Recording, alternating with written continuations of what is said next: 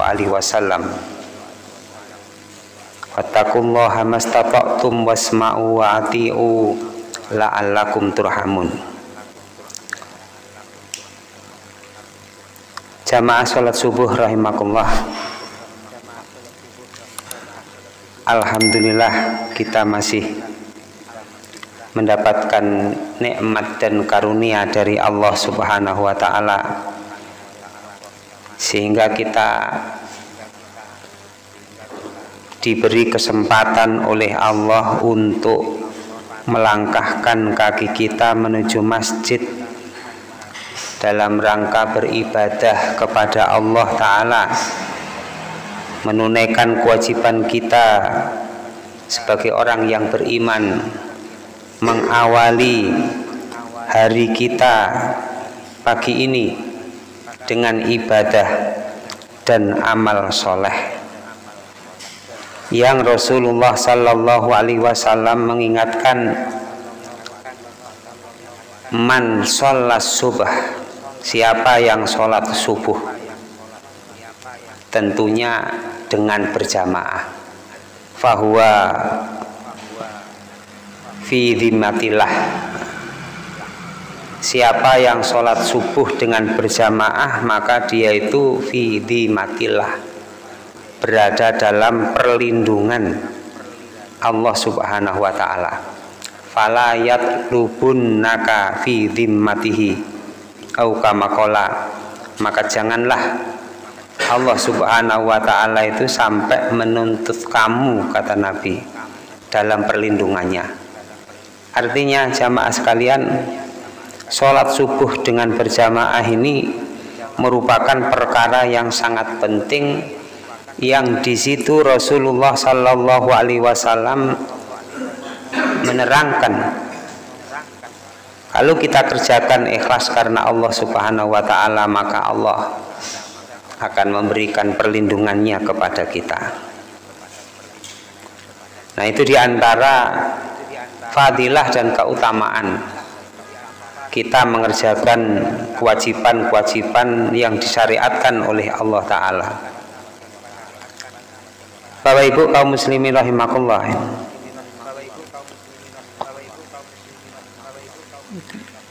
niki wau kitabnya ketinggalan pula. Kitabnya tertinggal. Ini sebagai pengantar untuk ke besok depan insyaallah ngaji kitab nggih. Nggih, insyaallah kitab apa? Bulughul Maram. Kitab kula ketinggalan. Ini kalau sampai akan beberapa ayat untuk pengantar kitab. Nah, kita mempelajari dinul Islam ini, dinul Islam ini merupakan satu kewajiban kita sebagai orang yang beriman. Dan dinul Islam itu sumber pokok ajarannya adalah Al-Quran dan hadis-hadis Nabi Sallallahu Alaihi Wasallam. Sehingga kewajiban terpenting bagi kita adalah mengerti Al-Quran dan Sunnah agar kita itu mengerti syariat Islam. Nah, yang kita pelajari baik tafsir Al-Quran atau kitab-kitab hadis yang insya Allah untuk pertemuan berikutnya kita akan buka kitab dari awal mudah-mudahan sampai terakhir. Kitab Bulughul Maram. Prinsipnya adalah kita harus siap menerima apa saja yang datang dari Allah dan Rasulnya. Prinsipnya itu kita sebagai orang yang beriman, karena kita bisa melihat sebagian dari kalangan kita kaum muslimin ada yang tidak mau menerima, ada yang belum siap menerima, ada yang menganggap enteng dan remeh perkara-perkara yang datang dari Allah dan Rasulnya. Contohnya kalau orang diingatkan Pak, kalau sholat jangan cepat-cepat. Pak, kalau sholat waktu rukuk dan sujud itu supaya dilakukan dalam keadaan tenang. Pak, kalau wudhu supaya demikian dan demikian. Nah, sebagian dari kalangan kita kadang-kadang merasa berat untuk diingatkan, dinasihati, sehingga sholat karepku dewi. Aku sholat ini model saya sendiri. Padahal pernah Rasulullah Shallallahu Alaihi Wasallam itu melihat sahabat itu sampai melakukan sholat dan disuruh oleh Rasulullah sholat lagi. Sholat lagi. Sampai 3 kali. Akhirnya bingung sahabat, kenapa ya Rasulullah engkau perintahkan saya untuk sholat lagi ini? Kata Rasulullah, sholatlah kamu ya, dengan sempurna. Kamu tidak akan sholat dengan sempurna kalau rukuk dan sujudmu tidak kamu tegakkan dengan sempurna. Maka di dalam hadis Nabi SAW diterangkan, nah Rasulullah SAW anin nakirah. Nabi melarang orang sholat seperti nakirah itu burung gagak yang ngeten. No. Burung yang matuk atau ayam yang sedang makan. Sholatnya dilakukan dengan cepat. La sholata liman la yakum. Tidak ada sholat bagi orang yang tidak menegakkan dhuhruhu, punggungnya. Fir ruku' wa sujud. Pada waktu rukuk dan sujud. Ini salah satu di antara contoh ya. Sebagian dari kalangan kita kalau sholat Allahu Akbar, Fatihahnya cepat, rukuknya cepat, kemudian sujudnya cepat, kemudian sholatnya biar cepat. Itu yang dilakukan. Nah, kita orang-orang yang beriman itu nasihat-nasihat apapun asalkan datang kepada kita dari Allah dan Rasulnya, mengingatkan kepada kita, menasihati kita, membetulkan keyakinan kita, iman kita, ibadah kita, amal kita, dinasihati dengan Al-Quran, dinasihati dengan sunnah-sunnah Nabi Sallallahu Alaihi Wasallam, maka kewajiban kita itu mendahulukan menerima nasihat yang datang dari Allah dan Rasulnya. Nah, itu yang harus ada pada diri kita ini. Jadi mengedepankan dalil, mengedepankan Allah dan Rasulnya, tidak mendahului Allah dan Rasulnya, tidak mengedepankan akal, pikiran, perasaan, keinginan atau hawa nafsu, tidak, tapi lebih mengedepankan Allah dan Rasulnya. Prinsipnya kalau Allah yang bicara, Allah yang memerintah, Allah yang melarang, maka kita ini harus mengikuti Allah dan Rasulnya. Nah, apa yang datang ya apa saja. Wa ma'atakumur rasulu fakhuduhu. Nah, demikian juga apa yang disampaikan oleh Rasulullah, apa yang diberikan oleh Rasulullah minal awamir, berupa perintah-perintah. Demikian juga apa yang dikatakan oleh Nabi SAW, dilarang oleh Nabi minan nawahi, berupa larangan-larangan. Kewajiban kita adalah sami'na wa ata'na. Artinya kita dengar, kemudian kita ikuti. Kita ikuti apa kata Allah, kita ikuti apa kata Rasulullah Sallallahu Alaihi Wasallam. Makanya pentingnya kita mempelajari hadis Nabi Sallallahu Alaihi Wasallam.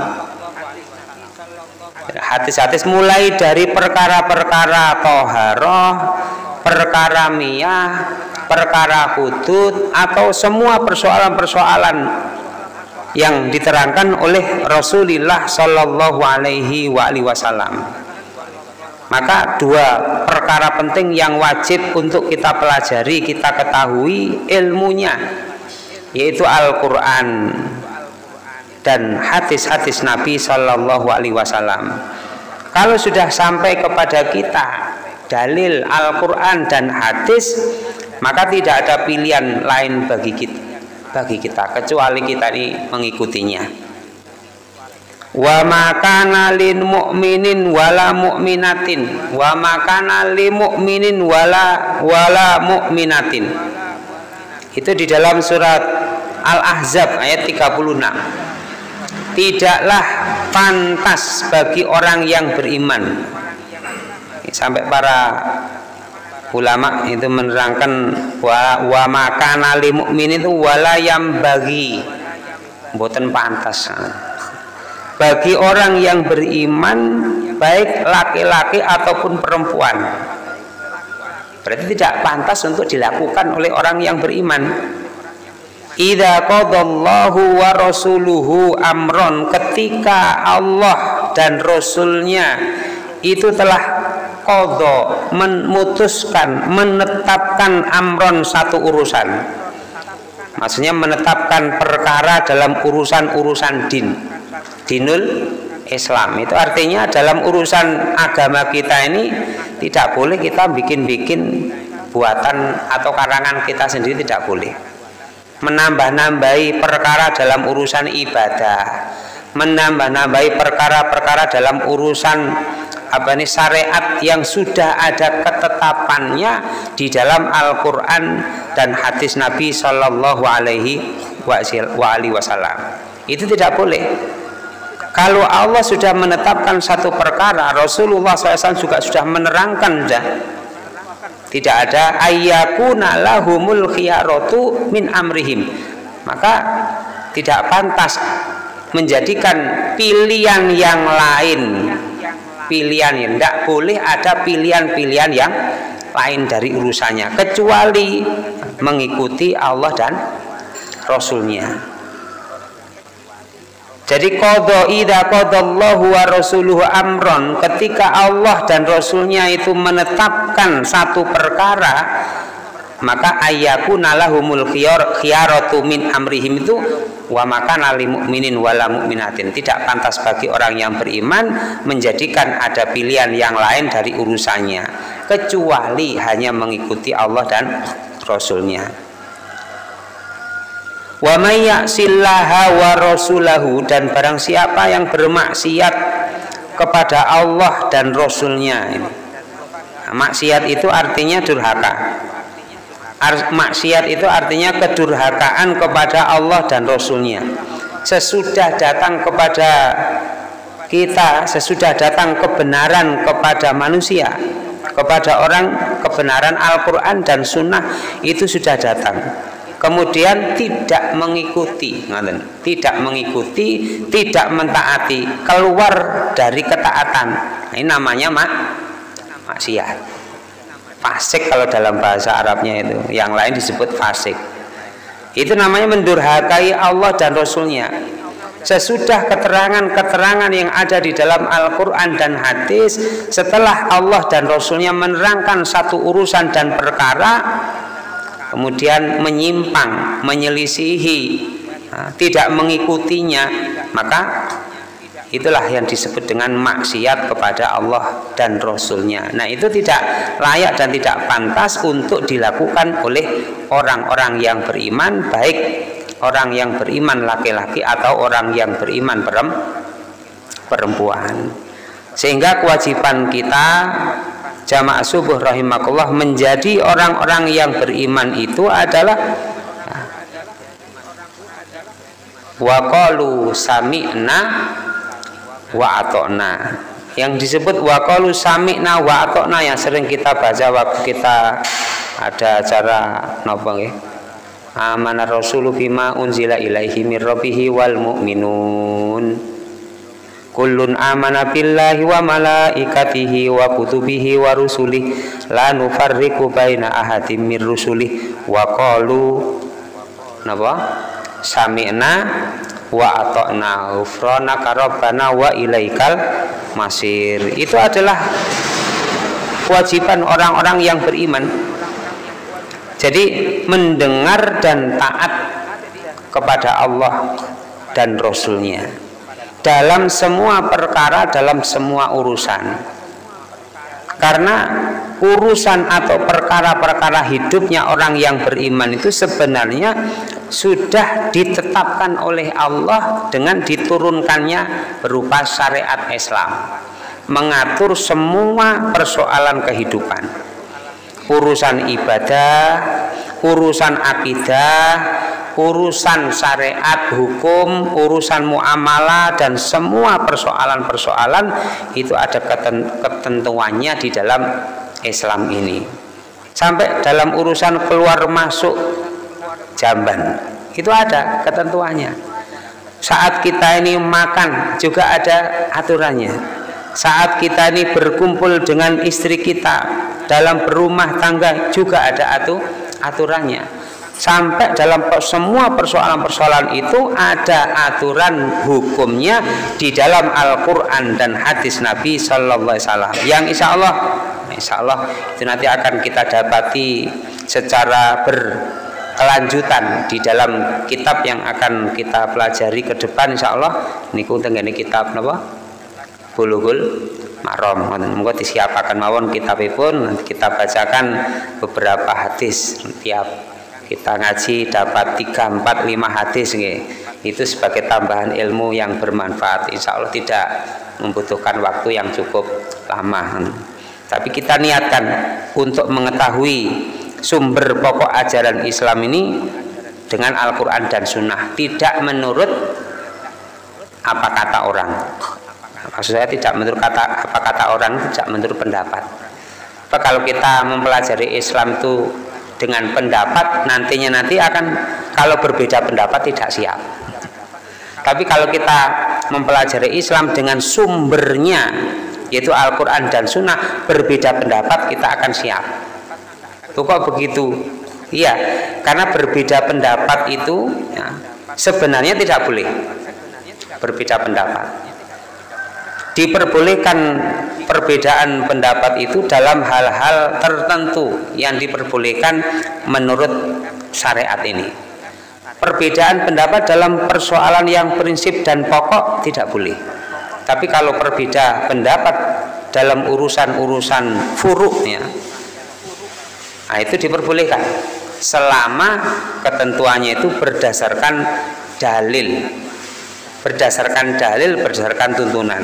Kalau misalnya ternyata dalilnya lemah, ya, tidak kuat, dalilnya itu malah menyesatkan, maka tidak boleh tetap mempertahankan perbedaannya itu. Pokoknya aku ngini, pokoknya aku ikis apa sing tak yakini, apa yang saya dapati dari guru-guru saya begini, saya harus begini. Nah ini namanya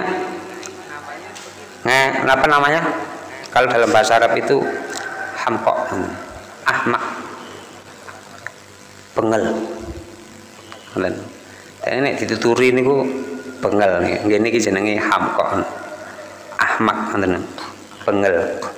Ya mestinya kalau terjadi perbedaan dalam urusan ibadah, dalam urusan apa, dalil-dalil dari Al-Quran dan hadis yang sudah jelas itu lebih utama untuk diikuti, lebih utama untuk diikuti daripada memperturutkan pendapatnya sendiri. Sebagian kita dapati tidak bisa atau belum bisa merasa longgar. Wah, aku oleh ngene kok ngajine ngene. Lah kok saiki beda misalnya ini. Ini gimana ini? Nah, contohnya dalam urusan ibadah ya, yang kita lakukan. Misalnya kalau orang sudah terbiasa Allahu Akbar begini, kemudian tangannya ditaruh di apa nih? Nah, di lempeng. Kemudian kita ingatkan Rasulullah tidak pernah memberikan contoh seperti itu. Sholatnya begini loh Rasulullah itu. Aku lagi ngene kok, atau ditarik, diputer-puter ngeten napa? Kemudian salat Allahu Akbar diputer-puter. Seperti itu. Misalnya. Itu dalam urusan ibadah mahdhah. Nah, demikian juga kalau tadi cara mengatur shopnya demikian, kemudian sholatnya harus mengikuti yang diajarkan oleh Rasulullah SAW. Nah, kemudian berat untuk menerima. Nah, ini sikap yang harus kita rubah, perbuatan yang harus kita rubah. Kita harus lebih mengutamakan Allah dan Rasulnya. Yang penting kita menjalankan Islam itu ada tuntunan dari Nabi Sallallahu Alaihi Wasallam. Kalau tidak ada tuntunannya ya tidak usah kita kerjakan. Nah, daripada kita tuas ngakoni ibadah, ngakoni ibadah ning ora enek tuntunane, ngoten. Mboten enten dalile, tidak dicontohkan oleh Nabi Sallallahu Alaihi Wasallam. Nah, kan akhirnya tuas ibadah ning ora enek ganjarane. Kita ini hidup ini ya mencari untung sebenarnya.